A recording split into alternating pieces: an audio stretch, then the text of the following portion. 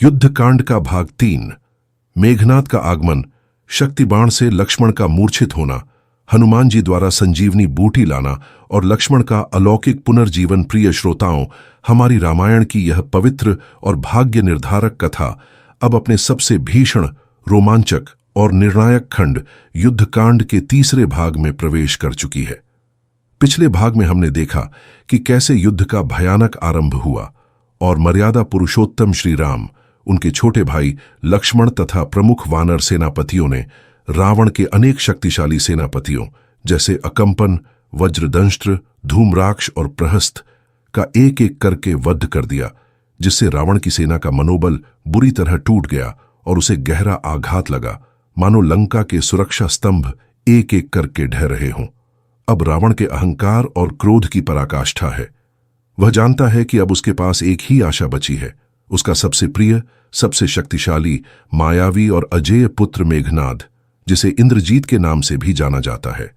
मेघनाद वह है जिसने देवराज इंद्र को भी पराजित कर बंदी बना लिया था और जिसे ब्रह्मास्त्र, नागपाश जैसे अमोघ अस्त्रों का ज्ञान था और जिसने स्वयं ब्रह्मा से यह वरदान प्राप्त किया था कि उसे कोई तब तक नहीं मार सकता जब तक वह निकुंभिला यज्ञ को पूर्ण न करे।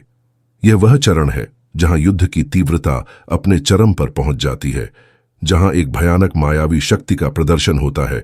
लक्ष्मण एक शक्तिशाली अस्त्र से मूर्छित होते हैं और तब हनुमान जी का एक और अकल्पनीय, अद्वितीय पराक्रम सामने आता है, जो समय के साथ दौड़ लगाकर मृत्यु को पराजित करता है और धर्म की विजय का ध्वज लहराता है। अब हम उस क्षण का विस्तृत वर्णन करेंगे जब मेघनाद अपनी मायावी शक्तियों और अमोघ अस्त्रों के साथ युद्ध में आता है, वानर सेना और लक्ष्मण को अपनी शक्ति से भयभीत करता है, लक्ष्मण को शक्ति बाण से मूर्छित करता है और तब हनुमान जी अपने अदम्य साहस, भक्ति और अलौकिक शक्ति का प्रदर्शन करते हुए संजीवनी बूटी लाने के लिए पूरे पर्वत को उठाकर लाते हैं, जिससे लक्ष्मण का पुनर्जीवन होता है और धर्म की विजय सुनिश्चित होती है। जब रावण ने देखा कि उसके सबसे शक्तिशाली, भरोसेमंद और पराक्रमी सेनापति एक एक करके मारे जा चुके हैं और उसकी विशाल राक्षस सेना बुरी तरह से पराजित हो रही है, वानरों के हाथों उन्हें शर्मनाक हार मिल रही है, तो उसका क्रोध, अहंकार और निराशा अपनी पराकाष्ठा पर पहुंच गई। उसके 10 मुखों से क्रोध की अग्नि निकल रही थी, मानो स्वयं ज्वालामुखी फट पड़ा हो, और उसकी 20 भुजाएं प्रतिशोध की भावना से थरथरा रही थीं। लंका के भीतर चीख पुकार और भय का माहौल था, क्योंकि हर कोई जानता था कि अब उनकी हार निश्चित है। ऐसे में रावण ने अपने सबसे प्रिय, सबसे शक्तिशाली, मायावी और अजेय पुत्र इंद्रजीत, जिसे मेघनाद के नाम से जाना जाता था, को युद्ध में आने का आदेश दिया। मेघनाद ही लंका की अंतिम और सबसे बड़ी आशा था, क्योंकि उसने देवताओं को भी पराजित किया था। मेघनाद रावण का सबसे शक्तिशाली, मायावी और पराक्रमी पुत्र था। उसने ब्रह्मा से यह वरदान प्राप्त किया था कि उसे कोई तब तक नहीं मार सकता जब तक वह निकुंभिला यज्ञ को पूर्ण न करे, और वह यज्ञ पूर्ण होने पर अजेय हो जाता था। उसने देवराज इंद्र को भी पराजित किया था और उन्हें बंदी बना लिया था, जिसके कारण उसे इंद्रजीत कहा जाने लगा। उसके पास अनेक दिव्य और अमोघ अस्त्र थे, जिनमें ब्रह्मास्त्र, नागपाश और स्वयं भगवान शिव द्वारा प्रदत्त शक्ति अस्त्र प्रमुख थे, जो एक ही प्रहार में किसी भी शक्तिशाली योद्धा को समाप्त कर सकते थे। रावण के लिए मेघनाद लंका की अंतिम और सबसे बड़ी आशा था, एक ऐसा योद्धा जिसे पराजित करना असंभव था। रावण ने मेघनाद से कहा। उसकी आवाज में निराशा, प्रतिशोध और आदेश का मिश्रण था, मानो वह अपने पुत्र पर अपनी अंतिम आशा थोप रहा हो। हे पुत्र, मेरे सभी वीर सेनापति जो लंका के स्तंभ थे, मारे जा चुके हैं। वानर सेना ने लंका को तहस नहस कर दिया है। हमारी प्रतिष्ठा धूल में मिल चुकी है। अब केवल तू ही है जो श्री राम और लक्ष्मण को पराजित कर सकता है और मेरे कुल की लाज रख सकता है। जा और उन दोनों को मारकर मेरा प्रतिशोध ले। अपने पराक्रम से इन तुच्छ वानरों और मनुष्यों को बता दे कि लंका में अभी भी कितने वीर हैं और रावण के पुत्र की शक्ति क्या है। मेरे अहंकार को बचा ले। मेघनाद ने अपने पिता के चरणों में प्रणाम किया और अपनी मायावी शक्ति से अपने आप को तुरंत अदृश्य कर लिया, ताकि कोई उसे देख न सके, उसने युद्ध के लिए अपनी पूरी तैयारी की, अपने दिव्य अस्त्र शस्त्रों को धारण किया और ब्रह्मास्त्र की साधना करके उसे और भी शक्तिशाली बनाया। उसका आत्मविश्वास चरम पर था, क्योंकि उसने कभी किसी युद्ध में हार नहीं देखी थी और उसे अपनी मायावी शक्तियों पर पूरा भरोसा था। उसने अपने विशाल दिव्य रथ पर सवार होकर अदृश्य रूप में युद्ध भूमि की ओर प्रस्थान किया।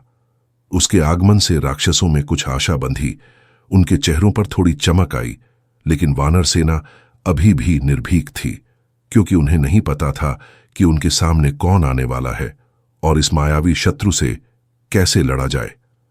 मेघनाद ने युद्ध भूमि में प्रवेश किया, लेकिन वह अपनी मायावी शक्तियों के कारण पूरी तरह से अदृश्य रहा। अपनी मायावी शक्ति के कारण वह वानर सेना और श्री राम लक्ष्मण को दिखाई नहीं दे रहा था, जिससे वह एक अदृश्य भयानक शत्रु बन गया था। उसने इस स्थिति का लाभ उठाया और अपनी भयानक अस्त्रों की वर्षा शुरू कर दी, जो चारों ओर से आ रही थी, लेकिन जिसका कोई स्रोत नहीं था। उसकी बाणों की बौछार इतनी तीव्र और अचूक थी कि वानर सेना समझ ही नहीं पा रही थी कि हमला कहां से आ रहा है और उन्हें क्या करना चाहिए। मेघनाद ने पहले वानर सेना पर भीषण आक्रमण किया। उसके बाण विषैले थे और वे वानरों को भारी क्षति पहुंचा रहे थे। वानर घायल होकर गिर रहे थे, उनकी चीख पुकारें गूंज रही थीं और वे दर्द से कराह रहे थे। वानर सेनापति भी भ्रमित थे, क्योंकि वे अपने शत्रु को देख नहीं पा रहे थे और अदृश्य शत्रु से लड़ना असंभव था। हनुमान जी और अंगद जैसे वीर भी अदृश्य शत्रु से लड़ने में असमर्थ थे और वे क्रोधित हो रहे थे, क्योंकि वे शत्रु को देख नहीं पा रहे थे। जब वानर सेना को भारी क्षति होने लगी और वे भयभीत होने लगे, तब श्री राम और लक्ष्मण ने भी मेघनाद का सामना किया। वे भी अदृश्य शत्रु से लड़ रहे थे, लेकिन अपनी दिव्य दृष्टि और अंतर्ज्ञान से वे मेघनाद की स्थिति का कुछ अनुमान लगा पा रहे थे। श्री राम और लक्ष्मण ने अपने बाणों से मेघनाद के बाणों को काटा, लेकिन मेघनाद की माया इतनी प्रबल थी कि वह उन्हें पूरी तरह से पकड़ में नहीं आ रहा था और वह लगातार स्थान बदल रहा था। मेघनाद ने देखा कि श्री राम और लक्ष्मण अत्यंत शक्तिशाली हैं और उन्हें सामान्य बाणों या माया से पराजित करना असंभव है। तब उसने अपने सबसे शक्तिशाली और अमोघ अस्त्रों में से एक नागपाश का प्रयोग किया। नागपाश एक ऐसा दिव्य अस्त्र था जो हजारों भयानक विषैले सर्पों का रूप धारण कर लेता था और अपने लक्ष्य को जकड़ लेता था, जिससे लक्ष्य के शरीर में विष फैल जाता था और वह मूर्छित हो जाता था। यह ब्रह्मा के वरदान से प्राप्त हुआ था और इसे काटना अत्यंत कठिन था। मेघनाद ने नागपाश को लक्ष्मण और श्री राम पर छोड़ा। हजारों भयानक फुफकारते हुए विषैले सर्पों ने श्री राम और लक्ष्मण को जकड़ लिया। उनके शरीर पर सर्प लिपट गए, उनके अंगों को कस लिया और उनके शरीर में तीव्र विष फैलने लगा, जिससे उन्हें भयानक दर्द होने लगा। श्री राम और लक्ष्मण दोनों ही इस नागपाश के प्रचंड प्रभाव से मूर्छित होकर धरती पर गिर पड़े। उनके शरीर से रक्त बह रहा था और वे दर्द से कराह रहे थे। उनकी सांसें धीमी पड़ रही थीं। वानर सेना ने अपने प्रभु और राजकुमार को इस अवस्था में देखकर अत्यंत भयभीत हो गई और उनमें निराशा छा गई। उन्हें लगा कि उनके प्रभु हार गए हैं और उनका अभियान असफल हो गया है। लंका कभी जीती नहीं जा सकती। श्री राम और लक्ष्मण को नागपाश से मूर्छित देखकर वानर सेना में हाहाकार मच गया। उनका मनोबल पूरी तरह से टूट गया। उनके चेहरों पर निराशा और भय छा गया। वे अपने प्रभु को बचाने में असमर्थ महसूस कर रहे थे और उन्हें लगा कि सब कुछ खत्म हो गया है। चारों ओर से चीख पुकारें आ रही थीं और वानर निराशा में डूब गए थे। कुछ तो रोने लगे, कुछ भागने लगे।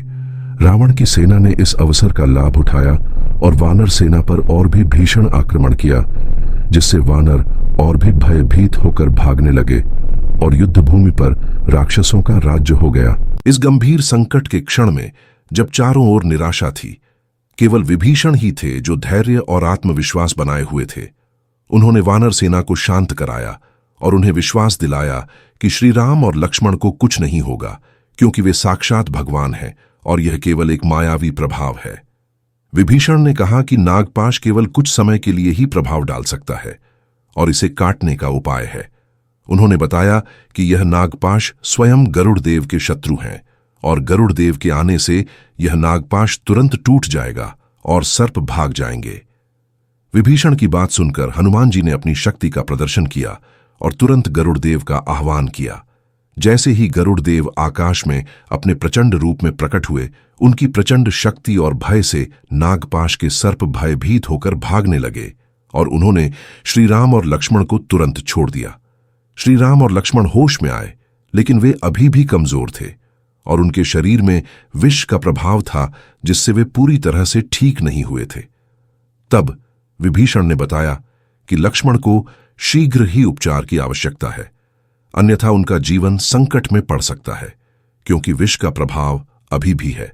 उन्होंने बताया कि लंका में एक महान वैद्य है जिनका नाम सुषेण है, जो राक्षसों के वैद्य थे, लेकिन अब विभीषण के साथ थे। सुषेण को युद्ध भूमि में बुलाया गया और उन्होंने लक्ष्मण की जांच की।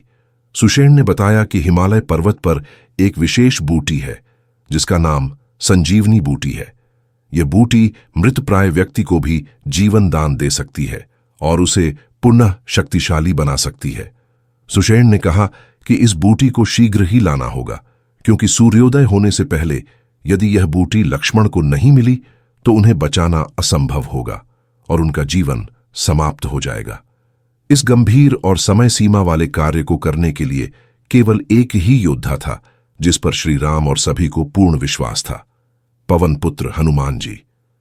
हनुमान जी ने तुरंत श्री राम के चरणों में प्रणाम किया और प्रतिज्ञा ली कि वे संजीवनी बूटी लाकर ही रहेंगे, चाहे कितनी भी बाधाएं आएं। श्री राम ने हनुमान जी को गले लगाया और उन्हें आशीर्वाद दिया। उनकी आंखों में विश्वास और कृतज्ञता का भाव था। हनुमान जी ने तुरंत आकाश मार्ग से हिमालय की ओर प्रस्थान किया। उनकी गति अत्यंत तीव्र थी। वे वायु के वेग से उड़ रहे थे, मानो स्वयं वायुदेव उन्हें ले जा रहे हों, और क्षण भर में ही मीलों की दूरी तय कर रहे थे। रास्ते में उन्हें अनेक बाधाओं का सामना करना पड़ा। रावण ने अपनी माया से कुछ राक्षसों को भेजा जिन्होंने हनुमान जी को रोकने का प्रयास किया। कालनेमी नामक एक राक्षस ने साधु का वेश धारण कर हनुमान जी को भ्रमित करने का प्रयास किया। उन्हें झूठे ज्ञान की बातें बताईं ताकि वे संजीवनी न ला सकें, लेकिन हनुमान जी ने उसे अपनी दिव्य दृष्टि से पहचान लिया और उसका वध कर दिया, जिससे रावण का यह षड्यंत्र भी असफल हो गया। हनुमान जी हिमालय पर्वत पर पहुंचे, लेकिन वे संजीवनी बूटी को पहचान नहीं पाए, क्योंकि वहां अनेक प्रकार की जड़ी बूटियां थीं और समय अत्यंत कम था। सूर्योदय निकट था और हर क्षण लक्ष्मण के जीवन के लिए महत्वपूर्ण था। उनके पास इतना समय नहीं था कि वे प्रत्येक बूटी की पहचान करें और एक एक करके खोजें। हनुमान जी ने अपनी अद्वितीय बुद्धि, अदम्य साहस और अलौकिक शक्ति का प्रदर्शन करते हुए एक अकल्पनीय साहसिक निर्णय लिया। उन्होंने पूरे द्रोणागिरि पर्वत, संजीवनी पर्वत को ही अपनी एक भुजा पर उठा लिया। उनकी शक्ति ऐसी थी कि पूरा विशाल पर्वत उनके लिए एक छोटे से पत्थर के समान था, मानो वे उसे एक खिलौने की तरह उठा रहे हों और पर्वत स्वयं उनके हाथों में समा गया हो। हनुमान जी ने उस विशाल पर्वत को उठाकर सूर्योदय होने से पहले तीव्र गति से लंका की ओर वापस उड़ान भरी। उनकी गति इतनी तीव्र थी कि उन्हें देखकर देवता भी आश्चर्यचकित रह गए और उन पर पुष्प वर्षा करने लगे, उनके पराक्रम की सराहना करते हुए। जब वे लंका के ऊपर से गुजर रहे थे तो लंका में भी अंधेरा था और वे एक विशालकाय परछाई के रूप में दिखाई दे रहे थे, जो राक्षसों को भयभीत कर रही थी और लंकावासियों को उनके आने का संकेत दे रही थी। जब हनुमान जी संजीवनी पर्वत लेकर युद्ध भूमि में पहुंचे तो वानर सेना और श्री राम ने उन्हें देखकर अत्यंत प्रसन्न हुए। वैद्य सुषेण ने तुरंत संजीवनी बूटी की पहचान की जो पर्वत पर चमक रही थी और उसे पीसकर उसका रस लक्ष्मण को पिलाया। जैसे ही संजीवनी बूटी का रस लक्ष्मण के मुख में गया, उनके शरीर में तुरंत प्राणों का संचार हुआ। वे तुरंत उठकर बैठ गए, मानो उन्हें कुछ हुआ ही न हो और वे एक गहरी नींद से जागे हों। उनके शरीर में एक नई ऊर्जा का संचार हुआ। उनके शरीर से विष का प्रभाव पूरी तरह समाप्त हो गया था और वे पहले से भी अधिक ऊर्जावान, शक्तिशाली और युद्ध के लिए तैयार महसूस कर रहे थे, जैसे वे कभी घायल हुए ही न हों। लक्ष्मण को जीवित देखकर श्री राम अत्यंत प्रसन्न हुए। उन्होंने लक्ष्मण को गले लगाया और हनुमान जी को बार बार धन्यवाद दिया। उनके नेत्रों में कृतज्ञता और प्रेम का भाव था, मानो हनुमान जी ने उन्हें एक बार फिर जीवन दान दिया हो। वानर सेना में उत्साह का संचार हुआ और उन्होंने जय श्री राम, जय हनुमान के नारों से आकाश को गूंजा दिया, जिससे लंका भी हिल उठी और राक्षसों के मन में और भी भय फैल गया। राक्षसों में निराशा फैल गई, क्योंकि उन्हें लगा था कि लक्ष्मण का वध हो चुका है और अब उन्हें कोई पराजित नहीं कर सकता। लेकिन हनुमान जी ने उनके सारे मंसूबों पर पानी फेर दिया था और धर्म की विजय सुनिश्चित कर दी थी। हनुमान जी ने संजीवनी पर्वत को वापस हिमालय पर रख दिया और लंका में अपनी उपस्थिति दर्ज करा दी, जिससे राक्षसों के मन में उनका भय और बढ़ गया। इस घटना ने हनुमान जी के पराक्रम, भक्ति, निष्ठा और अलौकिक शक्ति को एक बार फिर सिद्ध कर दिया और यह युद्ध के लिए एक महत्वपूर्ण मोड़ था, क्योंकि लक्ष्मण का जीवन श्री राम के लिए अत्यंत महत्वपूर्ण था और उनके जीवित होने से वानर सेना का मनोबल पुनः बढ़ गया था और उन्होंने यह दृढ़ संकल्प कर लिया था कि वे रावण को पराजित करके ही रहेंगे।